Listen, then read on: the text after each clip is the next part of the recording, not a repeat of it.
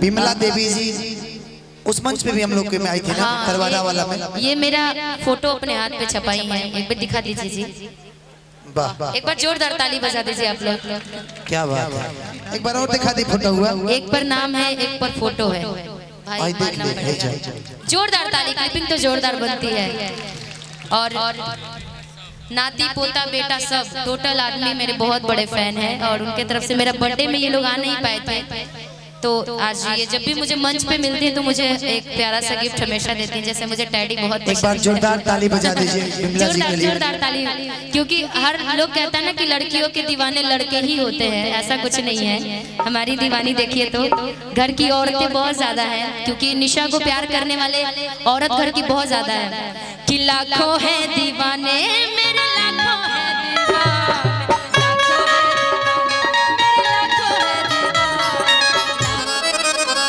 कि हम चाही लड़ी चाही खूबे गड़िया।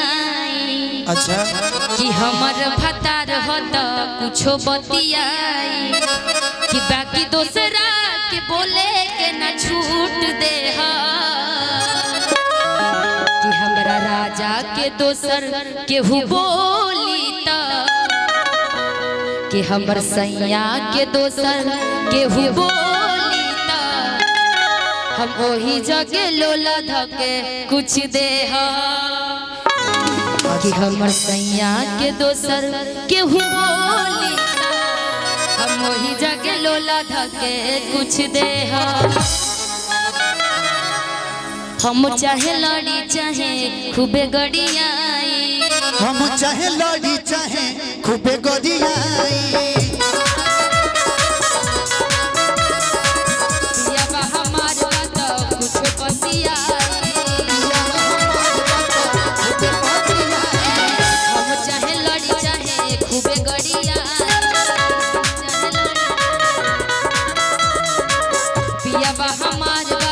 कुछ बतिया दोसर के न बोलेंगे हम छूट दे, बाकी दोसर के न बोलेंगे हम छूट दे। हमर सैया के हमर राजा के दोसर केहू बोली तो हम वही जगह लोला धके छूट दे।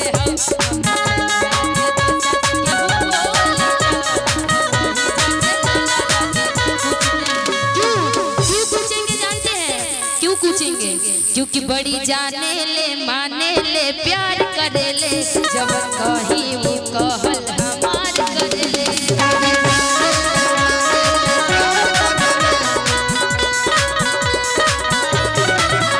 बड़ी जाने ले माने ले प्यार करे ले, जब कहीं वो कहल हमार करे ले। हम जान जान उनका के कहले हम जान जान उनका हमरे राजा के कि हमर सैया के गोदी ओ दिलवा हमले, हमर राजा के गोदी ई दिलवा हमले, हमर राजा के गोदी ओ दिलवा हमले।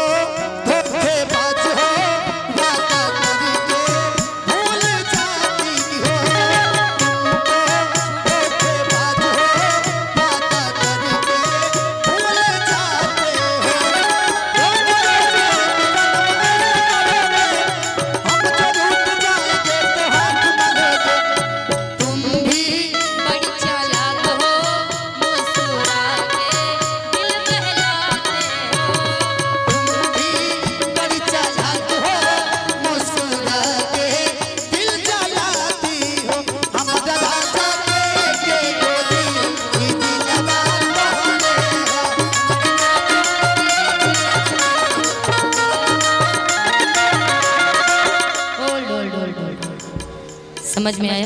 मैं राजा के वो दिलवा हम ले हम और किसी के नहीं। हम बुझता नहीं कि दिलवा ले गईले राजा बोतल में भर के, कि बड़ी याद आवे पिया के प्यार कोई कि रतिया तरतिया पहाड़ो दिन भइल कि का कही हमरो करे जदाले दर के कि का कही हमरो करे जदाले दर के दिलवा ले गइले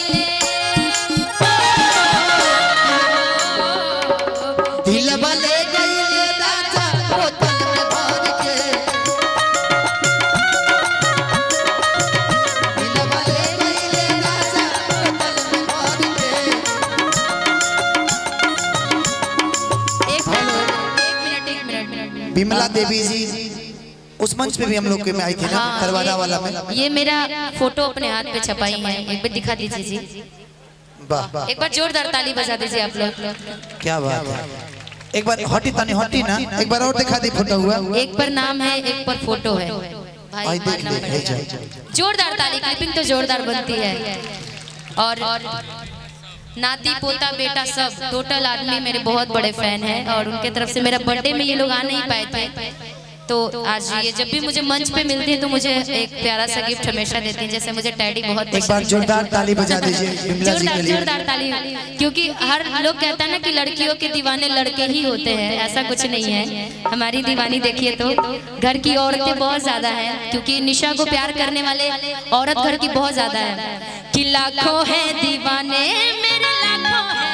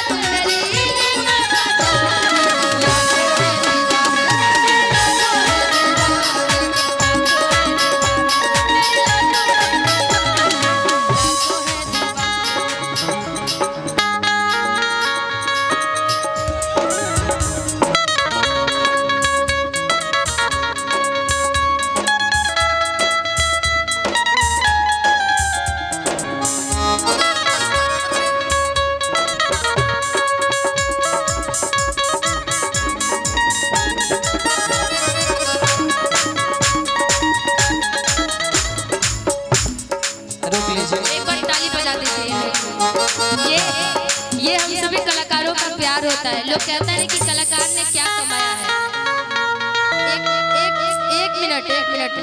एक मिनट मंजुअल भैया, कलाकार हम लोग पैसे से ज्यादा ना इंसानियत कमाते हैं, जो आप लोग प्यार देते हैं, यही तो प्यार हम सभी को मिलता है। हम वही आज आपके समय में इंजीनियर बन गए होते या कुछ भी पैसे से इंजीनियर बन जाएंगे, कुछ भी बन जाएंगे, लेकिन कलाकार नहीं बन सकते ना जी। पैसे से कोई सिंगर नहीं बन सकता जब तक उसके पास आवाज नहीं होगा।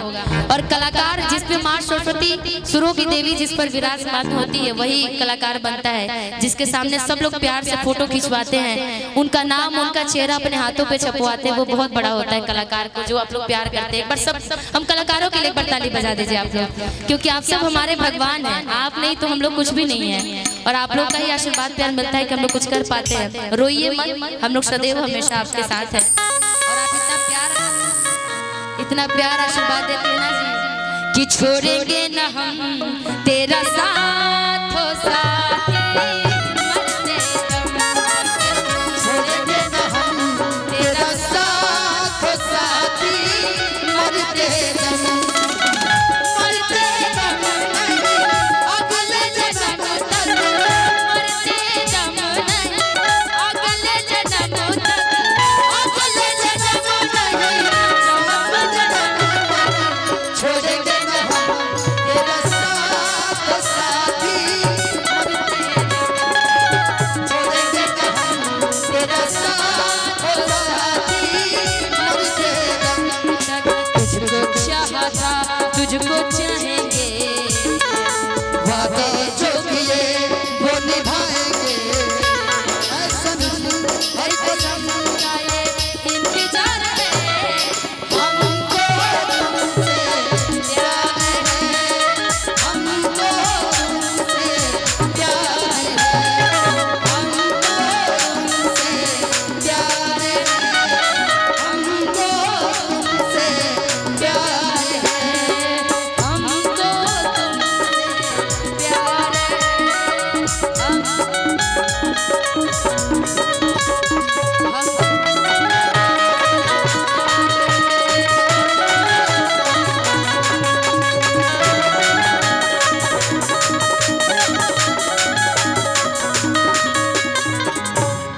बहुत बहुत धन्यवाद इतना प्यार के लिए ना जी।